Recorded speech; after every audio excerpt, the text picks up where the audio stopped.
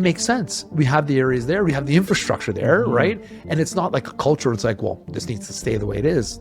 What needs to stay the way it is? Because if you drive down there now, like literally selling the home, we had to kick prostitutes off the front of the step. There's syringes right in front. We're trying to sell a $2 million home in this area, and we barely got people inside the home.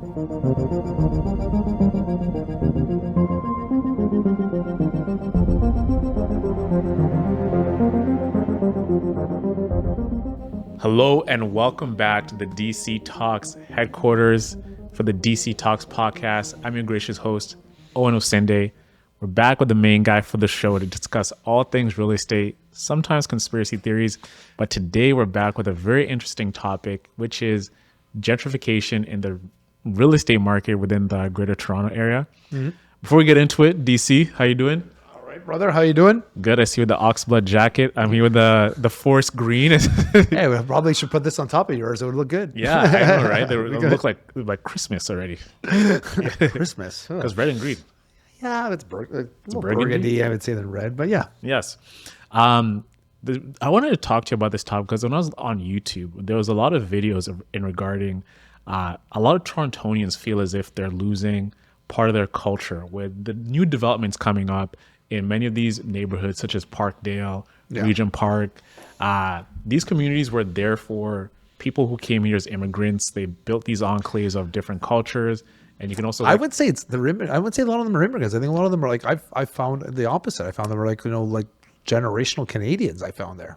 Well, I'm just adding immigrants in there because a lot of the people who are making the outcry of like they're feeling that they're losing part of that community were some immigrants, but I also agree it's also generational Canadians, but they feel as if with the changing landscape of Toronto, with them being removed from these houses they've been in for like their whole lives, they're losing that community feel. And there's neighborhoods which were big communities and they're losing that feel of like togetherness because they're investing in putting a Starbucks around the corner. They're putting this new building and they're losing that authentic feel of it. And I have some examples to talk to you about it. Sure. Like Kensington Market is another one, which was a very cultural hub with people coming from different parts of the world, selling out of their own house, which kind of gave it that international flavor to it. And there's a lot of people trying to stop that takeover. Well, Kensington Market, I like the way Kensington Market was or is. It's like so. It's some of those other properties you brought up, like we were talking about Parkdale. Like, let's be honest. Like, I have a property in Roncy. When I bought it 20 years ago, like Roncy wasn't the best either, right? It was like, but there's like Parkdale's been known to have like lots of like drug dealers and like lots of druggies, I should say, people like using lots of drugs and like just more the seedier part of the city, and that's why the gentrification wanted to happen. I still talk about even in southern part of Etobicoke, right? We're on Lakeshore. They've been trying to gentrify that for a long time, like Long Branch. There's still some really seedy parts in part of Etobicoke, and they've been trying to gentrify that for years. Regent Park was. You couldn't walk through Regent Park before. At least now, like the new buildings they're building over here, it's parks and everything. Yeah, they're revitalizing that area. So Kensington Market was different, though. I like Kensington Market. I think there's a lot of culture there. So certain areas got to push back. We can't blanket everybody the same. We can't paint everybody the same brush. Same areas, same brush. The areas that need gentrification need it for the city because we need to get, unfortunately, we need to get the drug users out. I'm sorry. There's Moss Park too. I sold a property out on Moss Park too. They're getting rid of the injection sites because it's devaluing the property. Nobody wants to live there. And they're in prime real estate there, where if you had some gentrification there, which hopefully it's happening soon, and Doug Ford is working on getting rid of the injection sites, it makes sense. We have the areas there. We have the infrastructure there, right? And it's not like a culture. It's like, well, this needs to stay the way it is. What needs to stay the way it is? Because if you drive down there now, like literally selling the home, we had to kick prostitutes off the front of the step.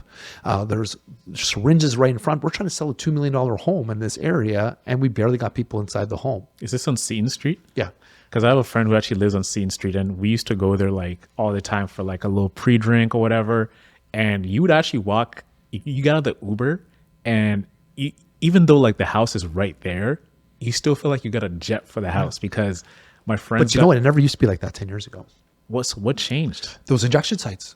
And because one is around the Dundas right. Victoria Street right there on Ryerson. So what they're doing is they're changing that injection site. They're canceling. They're shutting it down. And what they're doing is they're putting a daycare in there. And it's under the law. You have a certain radius. You can't have injection sites around there too. So, and not to mention, like, I'm sorry if I'm breaking anybody's bubble here. First of all, I don't understand why we have injection sites, because if you go there, they're actually not helping anybody.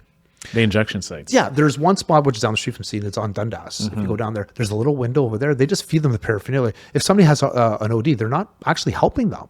There's no interaction.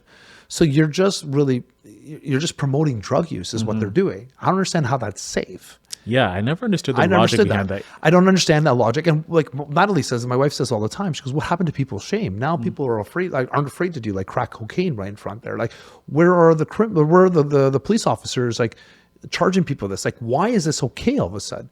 So I think it's also, degrading our city, right? These injection sites are not working in BC, right? I saw that in Vancouver. That what's that street called?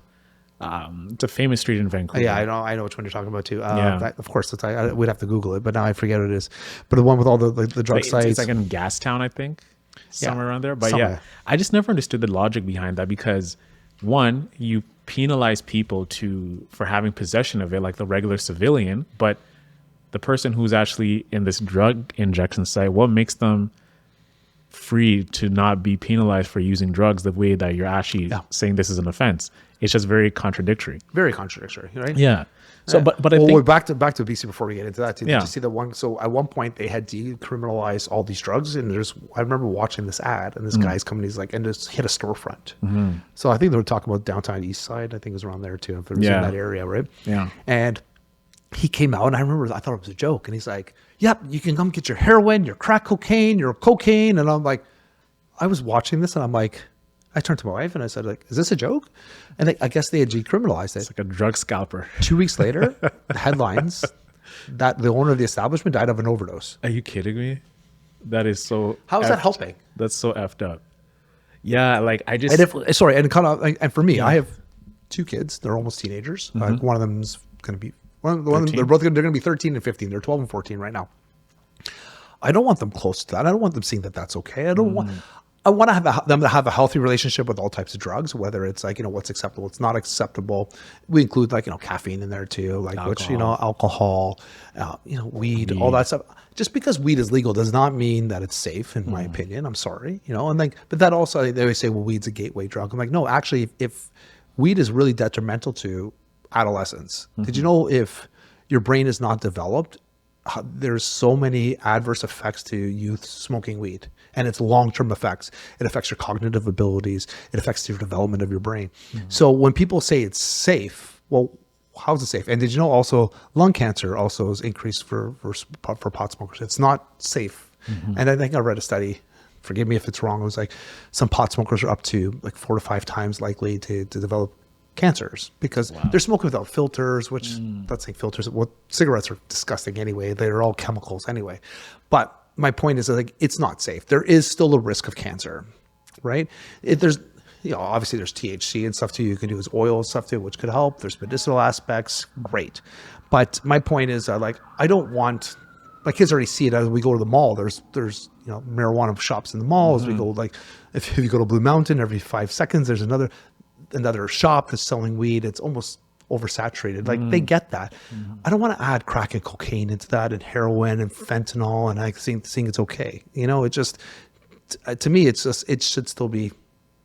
It should be removed. It should be illegal and hidden. I'm sorry. And I, as a conspiracy theorist, I was saying like, well, the reason why that the governments want it to be illegal is they can make more money because the cartel's paying them off, and this is how the drug company works. I don't know. At the end of the day, I think we can be better without it. So you're advocating for, there is a need for gentrification for certain areas. Correct. One of the key things a lot of people are against it is because it's displacing these families who come from like low income. I'm not telling you to knock all these families out and remove them. No. And I know, like, okay, that's a development plan of the rejectification. Exactly. That's a not always a necessary consequence. It happens, but I'm not saying that. I'm not saying that's justified. Okay, so sorry. Like I think there's areas that need to be revitalized, and we do need areas for low income families. 100%. I'm not saying displace these people and just put them on the street just so you can build a prettier home and sell for something that's worth right now $200,000 for $4 million. That's not what I'm saying. I'm saying some of these areas which are seedy, which need, that should be illegal to live there, do the things that are in there, should be gentrified. So we're looking at places like, the western side of Toronto. This was like a once affordable neighborhood, but, these people are seeing like rents increase as much as 1,000 in the past 5 years because of the UP Express being added there. So all these people who have been living there, they've actually built a home, Toronto, legacy, family. They're finding it challenging to have that. And part of like the thing with gentrification is like just the cultural impact it has. So it's typically like similar background, similar economic background, this community in there, and now they're being displaced. So you have like the Caribbean community there, you have these South Asian communities there, and they've built this entire population there. We also look at Kensington, which is more of, you said you enjoy Kensington. I do like Kensington Market. Shopping. There's nice shops. People are living in the shops. They're living in the building. And Walmart was actually trying to come into Kensington, which was going to change the entire fabric of Kensington, right? So when you have like the gentrification coming in, there's these large corporations who are trying to profit over these nice cultural neighborhoods, which people actually enjoy to escape the city. So when I'm looking at but those areas, I would agree, like to me that would change the culture 100%. Like the commercial landscape of like the real estate. Then you're going to start to become like these cookie cutter towns, and then like you're losing some of your identity, right? Walmart and Kensington Market. Listen, anytime somebody says Walmart, my spidey sense goes off, and it starts, or Starbucks for that matter, right? It's what I was saying is like there's some parts of the city which need a scrubbing, in the sense needs like to be revived to improve the what they call it, curb appeal.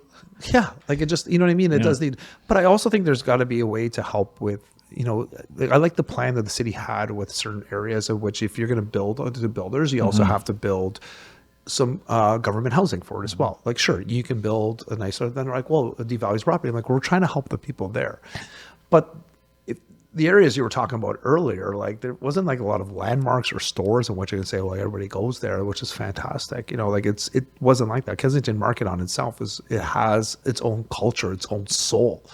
Everybody knows about it. Nobody felt unsafe walking through Kensington Market. I can't say the same thing about Parkdale. Yeah, I can't say the same thing about Regent Park or Ross Park. Right, Regent Park is really gentrified, but it's still not there yet. I would say like it's happening. There's still some crime, but they're trying, right? And the rents are a little bit lower there too. Like I have clients, Ramon, like they has a couple of units there. I've had to rent one of them, and it's like it's a nicer part of Regent Park. When Natalie and I were looking to invest, we looked at Regent Park, one of those areas. It just wasn't there for us yet, and it was, and it's still taking some time to get there. It's not also slam dunk, but yeah, like I think that part of the culture of a city is the cool, like the Chinatowns and like those kinds of places, right? Like even Danforth. Imagine. Oh, the Danforth is fantastic. A little Greek town, like exactly. Or even on like College Street, like it's like it's not like if they went to like College Street and started like gentrifying it, which doesn't make any sense. Either one of those probably. College is like an Italian sort of area, that's right? What I'm saying. Yeah, it's all these small little shops and stuff too. Like, have you been to Cafe Diplomatico? I don't know. I don't think I have. Yeah, it's like an iconic landmark within the College Street area. Very, very Italian authentic. People are sitting there in the summer. It feels like an authentic Italian cafe. And they're whacking people in the back. But one thing that you do see with these neighborhoods, and Kensington actually placed this because the Walmart experience, I think this is back in 2016, they were considering this because they saw how this place is booming. They formed this thing called community land trusts. Have you heard of community land trusts? I have, but I can't recall. So it's been a while. Yeah. So please refresh my memory. Essentially, what they're doing is each neighborhood which has these cultural enclaves, they build a community land trust, which encompasses people who live. So let's say 6 members. It's 2 people who are living in the neighborhood. two government officials, like from the municipal region, and then you have two people who are in the rental development space of the neighborhood, right? Who actually are part of the community land trust. So whenever decisions are being made, there's people within the party advocating for different groups, so you can actually come to a collective decision. And then you have the community who lives in the neighborhood who can come to these meetings and advocate for, okay, we need better roads, we need better control over certain aspects of this thing. So in Kensington's example, the community land trust actually started buying the buildings inside of Kensington. So it actually disincentivized people who are coming to purchase these buildings to do something with them and then destroy them and then build a new building. And then you have the rent control thing happening and people can't afford it. So this whole community land trust has actually impacted not just the Kensington area, but we're seeing it in also places like New York, places in Harlem, where people who have this, even Bed-Stuy, right? People are trying to protect that look and feel of the true authentic New York, the true authentic Toronto, Kensington market. It's even like trying to destroy Chinatown by putting things just don't belong in Chinatown. Well, that was my point, right? Yeah. I would agree. Like gentrification should happen in certain areas, but it depends on, like, they shouldn't be whitewashed with, like with big corporations. And I think that's the underlying thing of it. So the gentrification, the definition I'm coming from is just a revitalization. Revitalization, not indoctrination into like corporations. That's it's a different. That's how I looked at it, and that's what I'm saying. Like Parkdale is much different than it was, and it was like there was. The way that I remember was when I first bought my property in Roncy, like 20 years ago, was not something I'd walk through. So why would you want to preserve that, right? It just, to me, that doesn't make a lot of sense, right? But you're talking about like Kensington, you're talking about Danforth. Yeah, I get it, right? I get it. Question. What do you think that the city can do to actually help the people that are in those neighborhoods? That's what I'm saying. Well, exactly what I said. So what I find is that people go into these neighborhoods, government housing, that's supposed to be a start. As you're immigrating to the country, this is where you can live to start you off. yeah. But I lived in government housing for 18, 19 There's no years. incentive for people. So Isaac asked off air, he was like asking us, was there any incentives for the government helping people that get into this government housing basically to move on? Because it should have been like a holding place. And I think the problem is that, I hate saying this, but it's like we're in a liberal country that people take advantage of it, and they are just they get used to it, and that's what happens. So there should be a deadline in which certain criteria in which you should be able to live in these and help the people that really need the help. You have to be able to, in order to stay, say you want to stay at a certain amount of time, maybe you want to upgrade, they have to show some sort of education or trying to get a job or doing something like that too. Otherwise, then you get kicked out. Again, like you have to want to be there, like to help with the community. I think we have to help each other. The problem I'm finding with a lot of governments, especially with like governments which are more liberal, is that we eat in too much of the lowest common denominator, and we get a lot of lazy people. And I that's what I'm saying. I hate using that because there are so many good people that would love to work and can't be on welfare. But there's so many people that use the system again, and that's what's causing the system to crash. And that's what we constantly, like the liberals, we find keep throwing more money at them as opposed to changing it. So yeah, I would agree, Isaac. There needs to be some sort of incentive for people wanting to move on. Maybe there's some sort of like a mortgage or something that with the bank could work with. Say RBC worked with like a company, say, okay, we lived in government housing for 2 years. You get a special rate because when I was doing my MBA, they gave us a line of credit based on prime, and you didn't have to pay any back until a certain amount of time. And you get at the point your education was done, then you didn't have to start paying it back until 2 years after, right? And then, or at least getting charged at a certain rate. Why can't we do that for government housing too? If you're in there, like do the same thing. We'll give you an incentive. So I don't know how you think about that, Isaac. You want to be like, give pride of ownership. We talk about in our last couple of podcasts, owning as opposed to renting, right? Yeah. This is an incentive. We need to incentivize all our clients to want to build a better Canada instead of using our resources for your own personal gain. I know people that they use the system and they've never worked a day in their life. They've been on welfare and they have 3 kids and stuff too. And one comment I from one of the people that I know, it was like, I'm too qualified to work. I'm too qualified to work for these jobs. Yeah. Like, we were trying to like, just go get a job, like even at McDonald's or something too. Like I'm too qualified. And I'd rather sit at home and do nothing. And that's also COVID, Expedited it, yeah. as well, expedited that as well. So I think at some point we need to start literally cutting people off. There was also a realtor talked about how he had and he showed the comments behind it. I forget his name, and he had a follower that was working to help immigrants get jobs, and the amount of money they were getting was like he was showing like $3,000 per person. It was like he was making more. They were making more as a family, not working as immigrants. Again, they want to give than her. She was trying to find them the jobs, and they wouldn't get a job. She's like, well, what do I do with my kids about daycare? And he's like, daycare's $10, and you're like, well, it's too expensive. Too expensive. And after a certain time, that she was saying that she had to cut them off after a couple of years because they weren't looking for a job. And then they turned around. They sent these immigrants. She talked about it in this letter, and it's not me. I'm quoting this. I'm quoting it, not quote unquote. And they get mad because they felt entitled. So there's a lot of entitlement. Like, you brought me here to this country to for this funds, and like now you can't cut me off. I'm entitled to this money. But they weren't adding to the society. So why should we help? Like, why should we continue to pay for somebody who's not helping bring Canada better? Welfare is there for a reason. Like, if something happens that you can't work, it should not be a system in which you basically you suck the money out of the government and out of the taxpayers' dollars, and you make somebody who wants to work not want to work for any more of their money, right? That's what I'm finding happens. So when I hear about this gentrification, some stuff, unfortunately, we all have a prejudice in our mind. You start to think about those things because we see them on an everyday level, right? So I know I know that's terrible. Maybe it's a terrible thing to say, but like I'm orating what it's going on my mind. I know it's not always right. It's not always the situation. That's why we don't talk about it. But I bet you most people think that way, right? Not most people, so entrepreneurs, maybe not most people, but entrepreneurs, when we're making money, we're earning real money, and you're paying a shitload of taxes. And you hear some of these people saying we're not getting our government housing, and we're not getting these incentives for us not to work.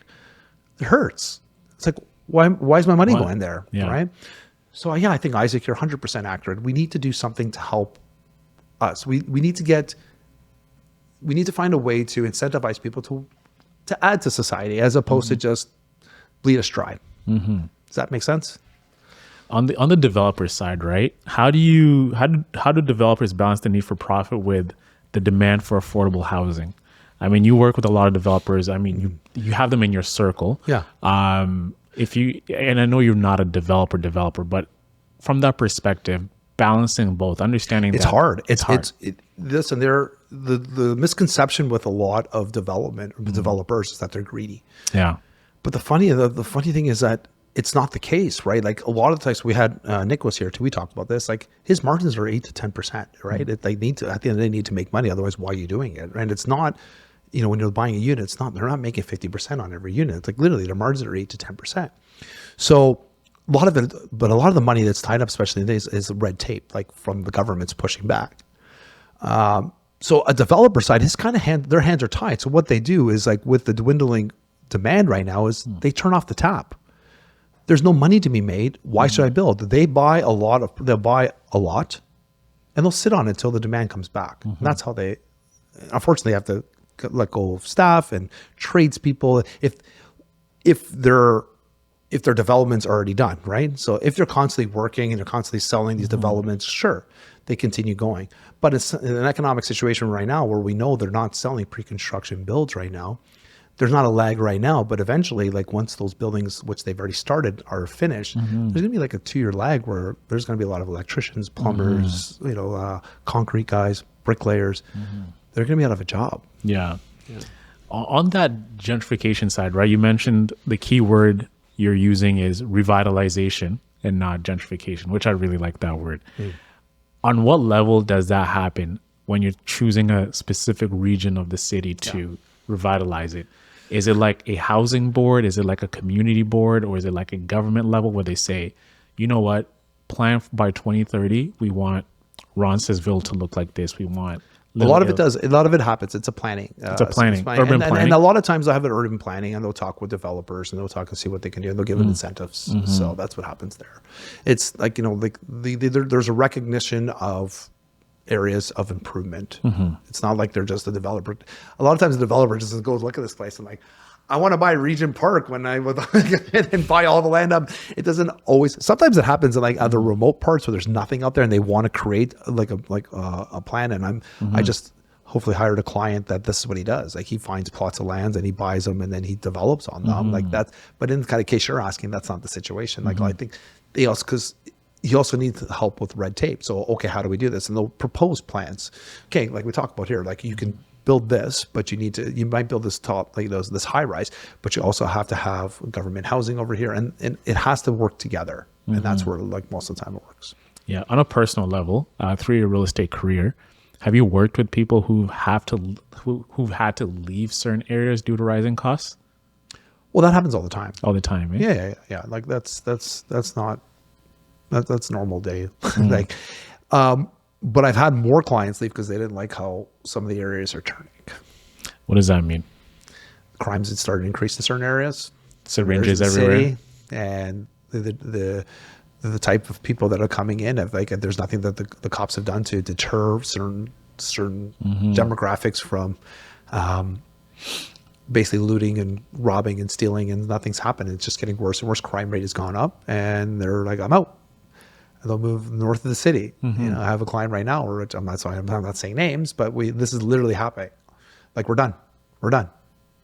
And don't think there's other parts of Toronto that happens too. Like it's not like, you know, all the Mississaugas or Bramptons or Caledons or Boltons. It's everywhere. There's other parts of Toronto. Like some people are just saying, so it's more of the crime rate. I would say it's more than because what happens with crime increases, your insurance also goes up, your taxes go up. So then it becomes unaffordable. Why am I sitting on this property where now it's not going to grow in value because of all the crime rate? Right? It just doesn't make sense. So it's sometimes not it's not sometimes the ticket price on the property of the home. It's all the added costs which you don't always associate with, like insurance, et cetera, right? Taxes. So knowing that, right, you have a place, the house in Seton. I've been on Seton Street many times.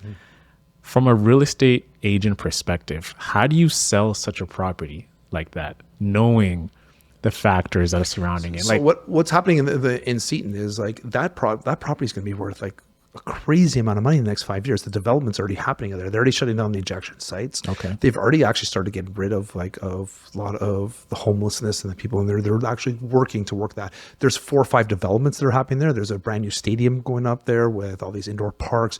So the gentrification of that's already happening. So, and the plans are there. So somebody needed to have the insight. And when we talk about it, like the buyers that bought the property know about this. They know about the area. They've been there many times. They know what it's like, but they also see the long term. So we talked about and even one guy, he wanted to pay like a really low price, but he saw it. He goes, I'm just going to rent it till it's ready because I love the potential. So that's why some properties also help. Like it's also good having a realtor and a seller that knows what's happening in the area. So you're able to get a good dollar for that in this price now. Like you're not literally giving it away. Right now in its kind of current state, the street and stuff is not there yet. But the upside of that is going to be huge, right? And even the seller knows that too. Like all the sellers in the area know that, you know, this property, if we could hold on to it for 5 years, it's going to be in a different demographic. And what about the people? Do you come across people who might see that, but they still are saying, I don't know, Dave. Of course. Like oh, no. Listen, I have 2 young girls and I want them to play and everything like that. How do you balance the need for profit of understanding your home value versus your current needs of actually having a comfortable life? When it comes to, you never worry about your own profits. First of all, that's the first thing. Yeah. And when it comes to selling a home, you're basically representing your client. And if you're buying a property, you represent your client. If your client's not comfortable, it's like, great, let's see what else we can do. Like, it's fine. It might fulfill your criteria, but if you're not willing to take the risk because of that, well, here's the situation, which is fine. Like the same property, it's going to be more expensive in another area. And it comes dollars and cents. You can't force somebody to want to live somewhere based on, dollars or your own pocketbook. That doesn't work. That's how you get out of this industry really quickly because you're going to get a bad reputation.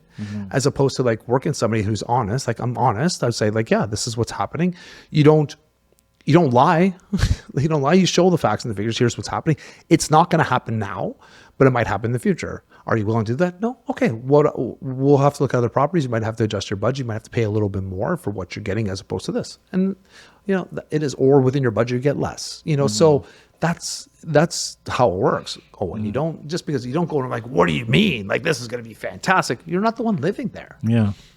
You're not. Yeah. The reason I'm advocating for that or asking you that is because the real estate value is like a long-term game. It's something we've reiterated over and over and over Yeah, again. but sometimes a short term, if you can't handle having like some of the seedy neighbors in the area and it's going to drive you nuts, or if you're worried about your kids, the safety of your family comes first. Yeah, like I get it.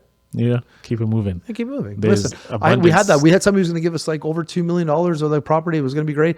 One of the husbands didn't like it. There were certain things he saw, and he's like, "No, I'm out. There's no amount of money you can drop this. It matters to me." I'm like, "Okay, it is what it is." I told the seller. He goes, "Yeah, we got it. We get it. We're not forcing you. It is what it is. Can't do nothing about Can't it. do anything about it." And that's going to happen the next property we're selling too. Like, there's some people going to see the area. It's a great house, it's not going to appeal to everybody. But we have to, so it's time to As wrap we- her up. Yeah, as we work towards wrapping up, parting words, revitalization to gentrification. How do we balance both? Well, it's obviously keeping the soul of the area, and that's, I would say, having the input of the residents that are there and saying, like, what is the need? Like, and again, it might cost a little more money with red tape, but I think the problem we have with some gentrification areas and why there's a lot of pushback is they don't ask the homeowners, the builders, the homeowners, the patrons, the people in that area what they want. Sometimes they have like almost like a God complex and they say, this is what you need, as opposed to, I think you could use this. And that's how I think the revitalization could actually work. There's a need, there's a problem, we need to solve it. How do we help solve this problem? And I think that's how the revitalization will work on both sides. And give incentives for those people, like Isaac asked about too, like, give incentives for people to want to better themselves and better the community. I think those would be huge. Great What words do to I say. know? What do you know? You're just part of Royal LePage signature, David Chinelli. There you go. All right. Hope you guys enjoyed that. If you have more questions or any concerns about gentrification, leave some comments here in the comment section in YouTube. Clips, go comment on them on Instagram, TikTok. We're everywhere. We're everywhere. And this is an ongoing topic. It's something that's impacting a lot of people. But I think we just need to be educated about the matter and understand the positives that can come from it, and also the negatives, which could be removing the soul of our neighborhood, which brings everyone together, a la Kensington Market. We'll see you guys next week for a brand new episode. Have a great day, and we'll talk to you soon. Peace out. Ciao.